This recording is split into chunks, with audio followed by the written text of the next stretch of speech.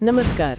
आज हम गर्मियों के मौसम पर थोड़ी बात करेंगे, लेकिन शायद एक अलग तरह से। हाँ, अलग तरह से, क्योंकि गर्मी का नाम सुनते ही अक्सर वो तेज धूप, पसीना, यही सब ख्याल आता है। बिल्कुल, लेकिन हमारे पास एक स्टडी है, एक समीक्षा जो कहती है गर्मी के स्वास्थ्य लाभ, एक विस्तृत समीक्षा, और ये बताती है कि इस मौसम के कुछ छिपे हुए हेल्थ बेनिफिट्स भी हैं। हाँ, मतलब ये देखना काफी दिलचस्प है कि हमारा शरीर सिर्फ गर्मी झेलता नहीं है, वो उसके साथ एडजस्ट करता है और कुछ पॉजिटिव चीजें भी होती हैं। तो आज हम इन्हीं फायदों को थोड़ा कुरेदेंगे, है ना? बिल्कुल, यही मिशन है आज की बातचीत का। तो सबसे पहले जो शायद सबसे कॉमन फायदा है, विटामिन डी। हाँ, ये तो काफी लोग जानते हैं। गर्मियों में धूप सेकने से वो जो यूवीबी किरणें होती हैं त्वचा पर पड़ती हैं और शरीर में विटामिन डी बनता है।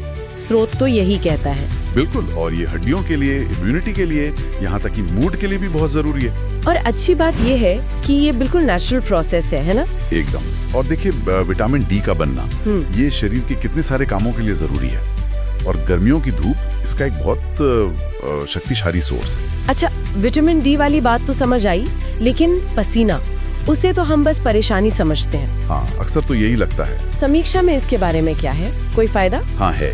देखिए, पसीना आना शरीर की एक जरूरी क्रिया है, एक तरह का नेचुरल डिटॉक्स कह सकते हैं। डिटॉक्स मतलब शरीर से कुछ बेकार की चीजें, टॉक्सिन्स, जैसे थोड़ी मात्रा में भारी धातुएं या यूरिया, ये पसीने के साथ बाहर निकल जाती हैं। अरे वाह! हाँ, इससे त्वचा भी साफ होती है और किडनी पर भी थोड़ा बोझ कम होता है। ये तो मैंने सोचा ही नहीं था।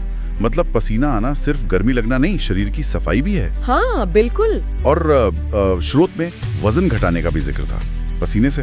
वो सीधे पसीने से नहीं, पर गर्मी से जुड़ा है। देखिए, गर्मी में शरीर का मेटाबॉलिज्म, मतलब कैलोरी बर्न करने की जो रफ्तार है, हाँ, वो थोड़ी सी तेज हो जाती है।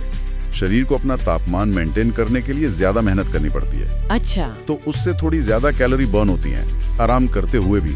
तो ये वजन कंट्रोल करने में एक छोटा सा फैक्टर हो सकता है। दिलचस्प। तो विटामिन डी हो गया, शरीर की सफाई हो गई, खाने पीने का क्या, गर्मी और सेहत का वहाँ क्या कनेक्शन है? बिल्कुल है। गर्मी अपने साथ लाती है ढेर सारे पानी वाले फल और सब्जियां, जैसे तरबूज, खीरा, ककड़ी। हाँ, ये तो खूब मिलते हैं। और ये शरीर को हाइड्रेटेड रखने में कमाल का काम करते हैं। सिर्फ पानी ही नहीं, इनमें जरूरी इलेक्ट्रोलाइट्स भी होते हैं जो पसीने में निकल जाते हैं। अच्छा, इलेक्ट्रोलाइट्स भी? हाँ, तो ये हाइड्रेशन त्वचा के लिए अच्छा है, पाचन के लिए भी सही रहता है, पेट ठीक रहता है। और एक और चीज जिसने मुझे थोड़ा चौंकाया, वो है मानसिक स्थिति में सुधार।